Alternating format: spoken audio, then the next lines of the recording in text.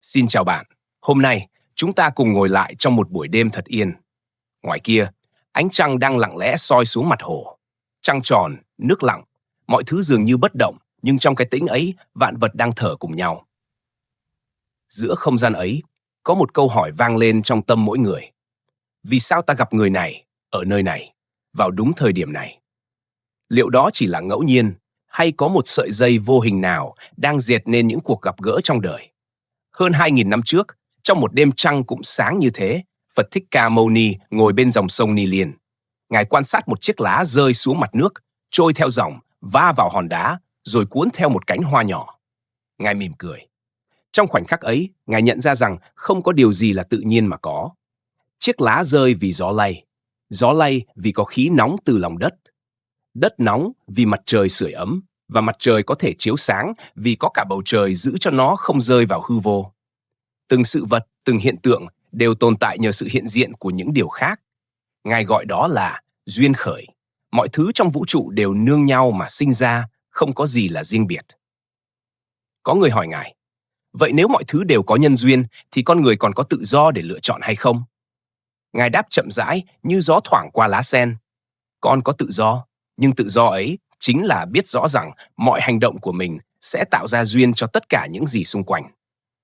Trong triết lý ấy, nhân là nguyên nhân, duyên là điều kiện để nhân nảy mầm thành quả. Không có duyên, nhân chỉ là hạt giống ngủ yên. Không có nhân, duyên chỉ là mảnh đất trống. Và vì thế, mọi sự trong vũ trụ đều liên kết trong một mạng lưới vô hình của nguyên nhân và điều kiện, chuyển động nhẹ nhàng, tinh tế, như ánh trăng soi xuống nước mà không dính bụi. Ta thử nghĩ xem, có khi nào ta gặp một người chỉ một lần thôi, nhưng lời họ nói lại thay đổi cả cuộc đời ta? Có khi nào một biến cố tưởng nhỏ, một chuyến xe trễ, một cuộc điện thoại muộn lại khiến ta rẽ sang một hướng hoàn toàn khác? Đó chính là nhân duyên đang vận hành. Không ồn ào, không phô trương, nhưng âm thầm tạo nên bản nhạc lớn của đời sống. Phật từng nói, cái này có, nên cái kia có. Cái này sinh, nên cái kia sinh. Mọi sự xuất hiện đều là sự nối tiếp của vô vàn duyên trước đó. Như trăng không thể hiện nếu không có đêm, và đêm không thể hiển lộ nếu không có ánh sáng của ngày làm nền. Hãy tưởng tượng một buổi tối tĩnh mịch, bạn ngồi bên hồ, nhìn bóng trăng phản chiếu. Trăng dường như ở dưới nước, nhưng khi ta chạm tay vào, chỉ thấy nước rung lên, còn trăng vẫn ở trên trời. Cũng như vậy, mọi cuộc gặp gỡ, mọi cảm xúc, mọi đau khổ hay hạnh phúc đều là ảnh phản chiếu của nhân duyên, chứ không phải là chính bản thể của nó. Một hôm, có người đến hỏi Phật, Bạch Thế Tôn, con yêu một người, nhưng họ không yêu con. Vậy đó có phải là vì con không có duyên với họ? Ngài mỉm cười nói, không, con vẫn có duyên, nhưng duyên ấy chỉ đủ để con học cách yêu mà không chiếm hữu. Đó là điều mà ít ai hiểu được, rằng duyên không luôn mang lại điều ta muốn, mà mang đến điều ta cần để trưởng thành. Cũng có người hỏi, vì sao có người gặp nhau rồi rời xa, có người lạ mà cứ như đã quen từ kiếp nào? Phật nói, mỗi cuộc gặp đều là kết quả của vô số nhân duyên đã hội tụ qua nhiều đời. Gặp để trả, gặp để nhận, gặp để học cách yêu, hoặc chỉ để chào nhau một lần rồi rẽ sang kiếp khác. Đêm trăng ấy, Phật lặng im nhìn xuống mặt nước. Gió thổi nhẹ, trăng gợn sóng, rồi lại trở về phẳng lặng. Ngài nói, khi tâm con người động, trăng sẽ vỡ. Khi tâm lặng, trăng tròn trở lại. Câu nói ấy chính là bí mật của nhân duyên. Bởi khi ta khởi tâm mong cầu, ta làm mặt nước lay động, và hình trăng, tức hình của duyên, tan vỡ. Nhưng khi ta biết tĩnh tâm, chỉ quan sát, chỉ mỉm cười, thì mọi nhân duyên tự nhiên sáng tỏ như trăng tròn soi trên hồ nước yên. Ta không thể điều khiển nhân duyên, nhưng có thể hiểu và thuận theo nó. Giống như người chèo thuyền trên sông đêm, không thể ra lệnh cho nước ngừng chảy, nhưng có thể học cách chèo thuận dòng. Đôi khi, ta sẽ cảm thấy lạc lõng giữa vô số biến cố, người đến rồi đi, công việc thay đổi, niềm tin bị thử thách. Nhưng khi nhớ rằng tất cả đều có nguyên nhân và đều có ý nghĩa, ta sẽ bớt oán trách và bắt đầu mỉm cười trước những điều mình không hiểu. Ánh trăng vẫn soi, nước vẫn chảy, chỉ có tâm người là còn gợn. Và khi tâm ấy tĩnh lại, ta sẽ nhìn thấy một điều giản dị mà sâu sắc. Rằng mọi thứ ta đang có, đang mất, đang gặp, đang xa, đều là duyên. Không có gì ngẫu nhiên, không có ai đến sai lúc. Mỗi người, mỗi sự, mỗi biến cố trong đời đều xuất hiện đúng vào thời điểm mà ta cần nhất để học một điều gì đó. Khi hiểu điều này, ta sẽ thôi oán, thôi sợ và bắt đầu cảm nhận cuộc đời như một tấm lưới ánh sáng, nơi mọi sợi chỉ, dù nhỏ đến đâu, cũng kết nối với tất cả. Giữa vũ trụ bao la, không có gì là riêng lẻ, một cánh hoa rụng cũng làm gợn sóng trong hư không. Trong kinh Phật có một đoạn rất đẹp, Ngài nói, cái này có thì cái kia có, cái này sinh thì cái kia sinh, cái này diệt thì kia diệt. Chỉ 8 chữ thôi, nhưng đó là bản đồ của vũ trụ, nơi mọi vật đều nương nhau mà hiện hữu, như ánh trăng cần mặt hồ để soi và mặt hồ cần trăng để biết mình trong. Một buổi sáng nọ, Phật cùng các đệ tử đi qua một khu rừng sau cơn mưa. Lá còn ướt, ánh sáng xuyên qua từng giọt nước trong veo, tạo nên những vệt cầu vồng nhỏ trên cành. Phật dừng lại, nhìn một giọt nước sắp rơi từ đầu lá. Ngài nói, các con thấy không, giọt nước này không tự sinh ra, nó là hơi nước từ biển, được mây mang đi, nhờ gió đưa đến đây, nhờ cây đỡ lại. Khi rơi xuống đất, nó lại nuôi gốc rễ rồi lại bốc hơi trở về với mây. Ngài mỉm cười, đó là nhân duyên. Mọi thứ trong đời đều như giọt nước ấy, không có gì tự đến hay tự đi. Tất cả đều được nâng đỡ, chạm, phản chiếu và hóa thân qua vô số điều khác. Như người gặp người, chẳng qua chỉ là hai dòng chảy từng băng qua cùng một biển trời, rồi hội lại ở một khúc sông mang tên hiện tại. Có lần, một đệ tử trẻ hỏi, Bạch Thế Tôn, vậy vì sao có người gặp nhau là thương, có người gặp lại sinh khổ? Phật nói, vì họ chưa thấy được sợi chỉ vô hình nối giữa mình và người kia. Khi thấy được, con sẽ không còn trách họ, không còn oán duyên. Ngài chỉ tay lên bầu trời, con thấy trăng kia không? Trăng tròn hay khuyết, không phải do trăng, mà do vị trí ta đang đứng. Khi con thay đổi góc nhìn, trăng vẫn là trăng, chỉ tâm con khác. Đệ tử lặng im, trong lòng dấy lên một sự yên tĩnh kỳ lạ. Cậu ngước nhìn lên, thấy ánh trăng ban ngày mờ mờ trên đỉnh rừng, và nhận ra, trăng chưa bao giờ mất, chỉ là ta nhìn bằng đôi mắt bận rộn. Ở nơi khác, trong một làng nhỏ dưới chân núi, có người phụ nữ nghèo gánh nước mỗi sáng. Mỗi lần nước vơi, bà lại ra giếng, múc từng gào một, và trong lúc nghỉ, bà nhìn xuống giếng, nơi có bóng trăng phản chiếu mỗi đêm. Một ngày kia, đứa cháu nhỏ của bà hỏi, bà ơi, sao trăng ở trên trời mà lại nằm trong nước? Bà mỉm cười, vì nước yên nên trăng mới hiện. Câu nói ấy, dẫu bà chẳng biết gì về giáo lý, nhưng lại chính là tinh túy của duyên khởi. Trong cuộc sống, chúng ta thường thấy sự vật tách rời, người và người, ta và thế giới, thiện và ác, được và mất. Nhưng thật ra, mọi thứ chỉ là những mặt khác của cùng một tấm gương. Không có người cho thì làm sao có người nhận. Không có nỗi buồn, ta đâu biết thế nào là vui. Không có đêm, sao thấy được trăng sáng đến mức nào. Tất cả đều liên kết, tương tác, chuyển hóa, như hơi thở ta hít vào từ cây, và cây lại sống nhờ hơi thở ta thở ra. Vũ trụ không tách rời, chỉ có tâm con người mới tự dựng ranh giới. Phật dạy, khi tâm phân biệt, thế giới tan rã. Khi tâm hợp nhất, vạn vật trở về một. Nếu ta nhìn thật sâu, sẽ thấy rằng không có ai hoàn toàn xa lạ trong cuộc đời này. Có thể ta chưa từng quen, nhưng chính ta, bằng một hành động nhỏ nào đó, đã ảnh hưởng đến họ mà không hay. Một lời nói thiện lành có thể khiến một người xa lạ thay đổi cách sống. Một hành động vô tâm cũng có thể khiến ai đó đau suốt nhiều năm. Giống như hòn sỏi ném xuống hồ, sóng nước lan ra, va vào bờ rồi lại phản ngược về trung tâm. Mọi việc ta làm hôm nay đều sẽ trở lại với ta, chỉ khác là ở hình thức khác, thời điểm khác và qua những con người khác. Ngài Phật nói, mọi thứ tồn tại được là nhờ 12 nhân duyên: vô minh, hành, thức, danh sắc, lục nhập, xúc thụ, ái, thụ, sinh lão tử. Mỗi thứ nương vào nhau như mắc xích của một chuỗi vòng tròn.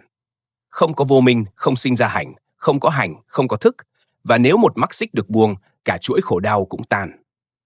Tất cả bắt đầu từ nhận biết, khi ta thấy rõ rằng ta và người không hề tách biệt. Khi ấy, lòng từ bi tự nhiên sinh khởi, vì làm tổn thương người khác cũng chính là làm tổn thương chính mình. Có lần, Phật hỏi các đệ tử, nếu các con thắp một ngọn đèn và dùng ánh sáng đó để thắp cho ngàn ngọn đèn khác, ánh sáng ban đầu có mất đi không? Họ đáp, không Bạch Thế Tôn, ánh sáng không mất mà còn lan rộng. Phật mỉm cười, đó là duyên. Cũng như vậy, khi ta mỉm cười với ai, nụ cười ấy không chỉ là khoảnh khắc, mà là một hạt nhân của ánh sáng lan ra thắp lên vô số ngọn đèn khác trong thế gian này. Trăng soi trên hồ, mỗi gợn sóng đều phản chiếu trăng, nhưng trăng chỉ có một. Như vũ trụ, mỗi sinh linh là một phản chiếu nhỏ của cùng một ánh sáng. Khi hiểu điều ấy, ta sẽ thôi so sánh, thôi oán hận, và bắt đầu sống như nước, chấp nhận mọi hình dạng vì biết rằng hình nào cũng là một phần của chính mình. Đêm dần xuống, trăng lại tròn. Phật nhìn các đệ tử đang ngồi thiền bên hồ, nước tĩnh, trăng sáng, mặt người phản chiếu ánh trăng soi vào người, người soi vào trăng. Không còn ai hỏi vì sao. Chỉ còn tiếng gió khẽ qua lá như tiếng thì thầm của vũ trụ đang nói: ta và con vốn chưa từng tách biệt. Khi hiểu được sợi chỉ vô hình nối mọi sự vật, ta không còn cố nắm giữ hay trốn tránh, bởi mỗi cuộc gặp, mỗi chia ly đều là một duyên tròn đang khép lại để mở ra duyên khác. Có một buổi chiều trên con đường nhỏ dẫn ra khỏi tu viện, Phật cùng A Nan đi qua một cánh đồng khô cạn. Gió nổi lên, cuốn bụi bay mù mịt. Giữa gió, Phật nói chậm rãi: con thấy không, gió không thổi vô cớ, nó đến vì chênh lệch của khí. Và như thế, mỗi cuộc gặp trong đời con cũng có nguyên nhân của nó. Khi duyên gặp nghiệp, chính là lúc con học được bài học của mình. A Nan hỏi: Bạch Thế Tôn, nếu mọi người gặp nhau vì duyên, tại sao có người gặp nhau lại khổ? Phật mỉm cười. Ánh chiều phản chiếu trong mắt Ngài như hai giọt trăng ban ngày. Ngài đáp: vì họ chưa thấy được nhân trong duyên và quả trong nghiệp. Con người thường nghĩ duyên chỉ là chuyện gặp gỡ, nhưng thật ra duyên chỉ là điều kiện để những hạt nhân trong tâm ta trổ quả. Nếu trong lòng có oán hận, thì dù gặp người hiền, ta cũng dễ sinh khổ. Nếu trong lòng có thương xót, thì ngay cả khi bị đối xử lạnh lùng, ta vẫn thấy nhẹ. Duyên là cửa mở, còn khổ hay an là tùy ta bước vào với tâm gì. Một hôm khác, Phật kể câu chuyện về một người đàn ông từng căm thù người cha đã bỏ rơi mình. Anh ta sống trong giận dữ, lúc nào cũng nghĩ: nếu không vì ông, ta đã không khổ. Ngày nọ, anh gặp một vị sư giả. Nghe câu chuyện, vị sư chỉ hỏi: nếu ông ấy không rời đi, con có gặp được ta hôm nay không? Anh im lặng. Vị sư mỉm cười: đó cũng là duyên. Cái khiến con đau cũng là cái dẫn con đến cửa hiểu. Cuộc đời có những duyên đến để làm ta vui, có duyên đến để làm ta khổ, và có duyên đến chỉ để dạy ta biết buông. Nhưng tất cả đều đúng lúc. Bởi nếu không có những lần nứt vỡ, sao ánh sáng có thể lọt vào tim? Một người từng yêu, rồi chia tay, rồi nhiều năm sau vẫn nhắc đến tên người cũ với nụ cười lặng lẽ. Khi ấy, người đó đã hiểu rằng duyên không phải để giữ, mà để dạy ta cách yêu mà không ràng buộc. Như trăng, không bao giờ cố soi riêng một mặt hồ nào.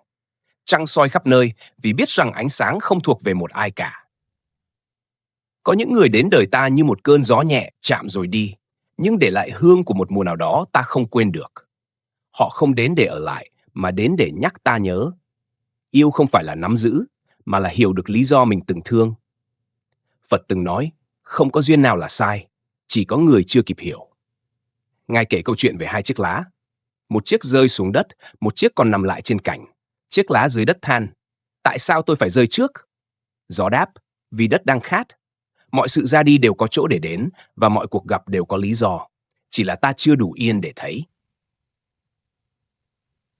Trong đời, có khi một người chỉ bước ngang qua ta vài giây, nhưng lại để lại ảnh hưởng cả đời. Một câu nói của họ, một cái nhìn có thể thay đổi hướng đi của ta. Như hạt mưa rơi xuống, không biết nó sẽ tưới mầm hay xói mòn đất, nhưng chắc chắn nó làm thay đổi hình dạng của mặt đất.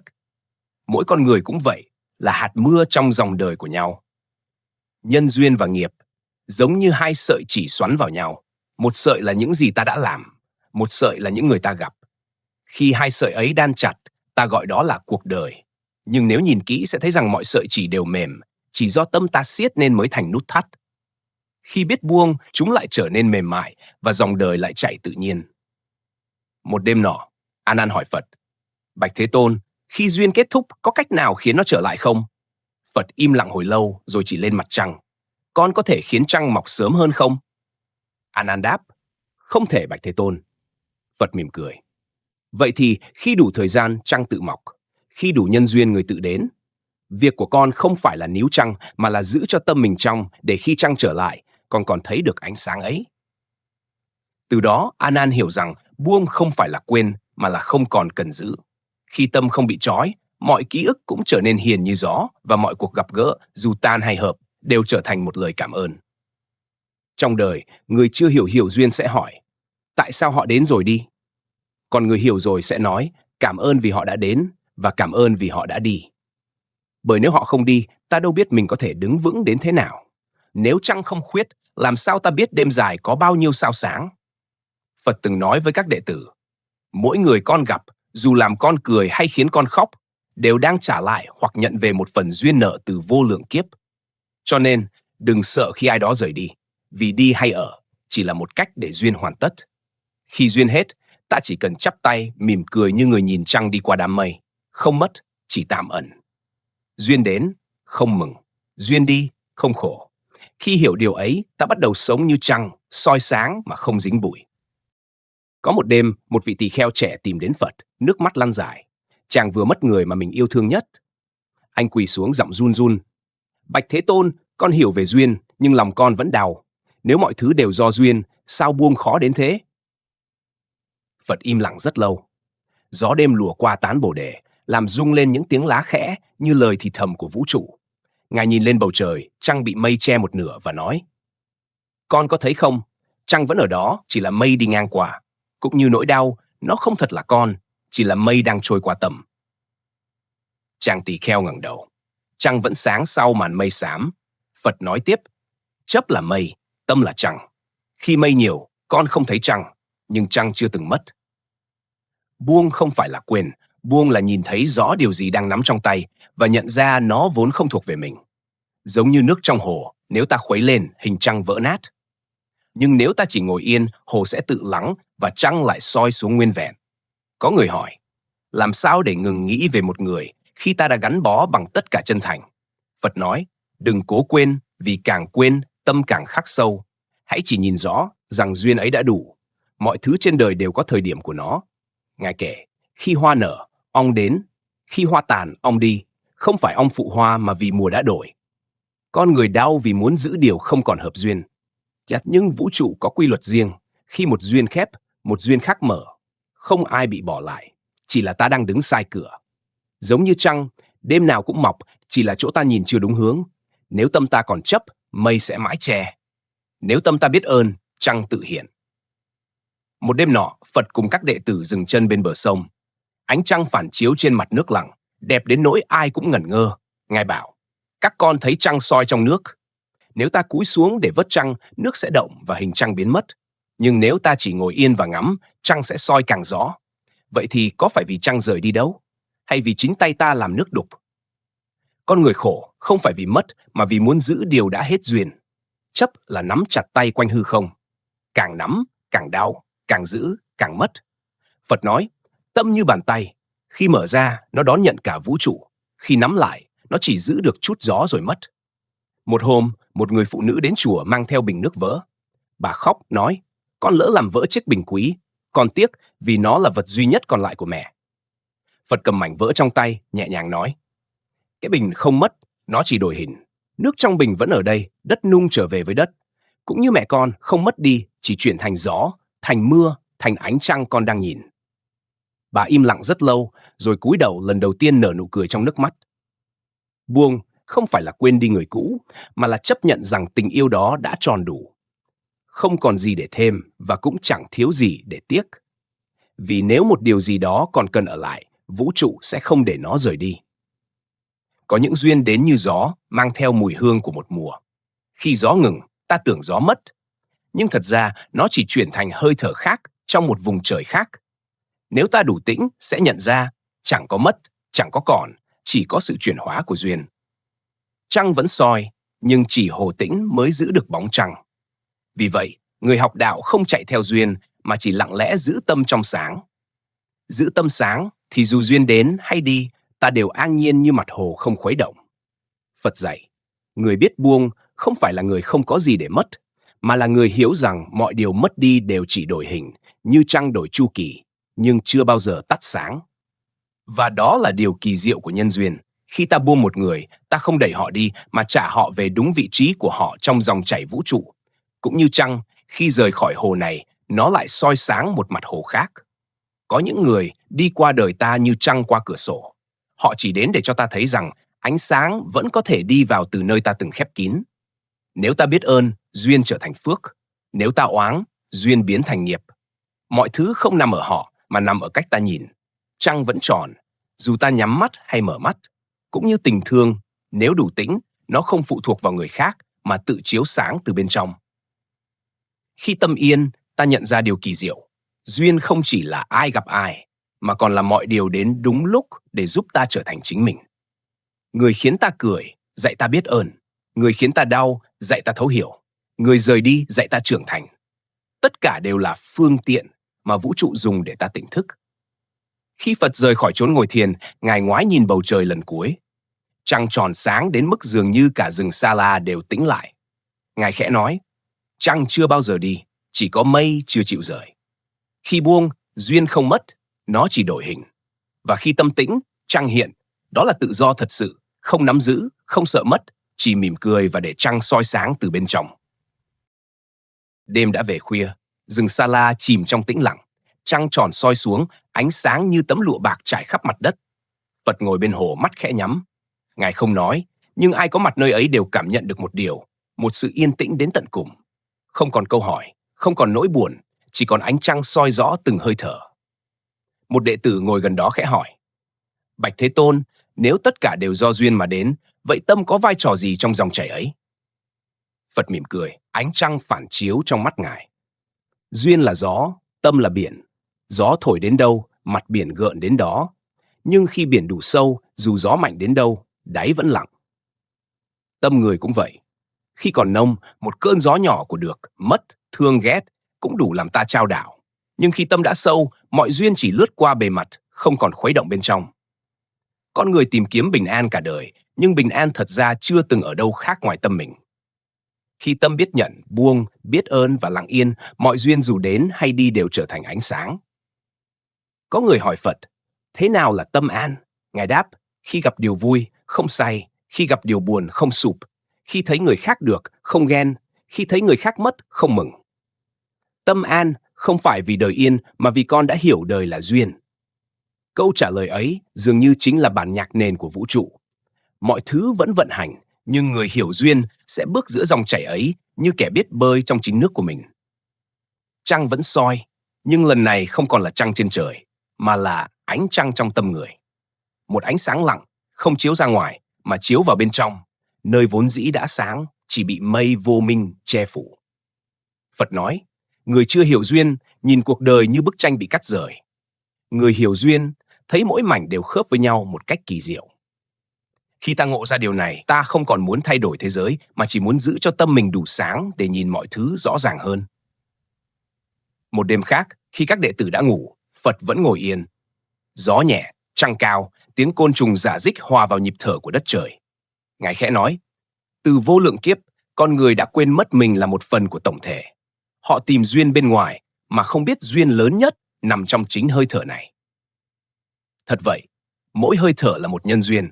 Khi ta hít vào, ta nhận khí trời, nhận sự sống của cây, nhận hơi ấm của đất. Khi ta thở ra, ta trao lại năng lượng ấy cho thế giới. Không ai sống tách biệt. Mỗi khoảnh khắc, ta đang trao và nhận cùng vũ trụ. Nếu hiểu điều này, ta sẽ không còn cảm giác một mình, bởi trong từng nhịp tim đang có hàng ngàn mối duyên thầm lặng nâng đỡ ta.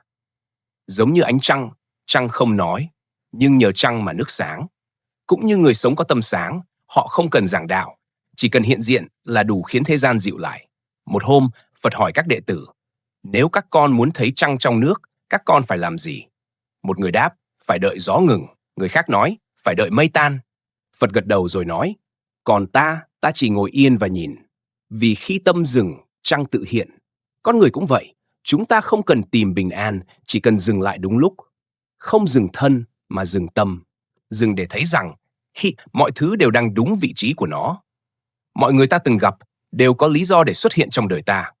Và mỗi cuộc chia tay đều chỉ là một cách khác để duyên hóa thân. Ánh trăng trong tâm là khi ta thôi chạy theo điều ngoài tầm tay. Ta không còn cố gắng điều khiển duyên, mà để duyên tự vận hành theo quy luật của nó. Và trong sự thấu hiểu đó, ta tìm thấy tự do.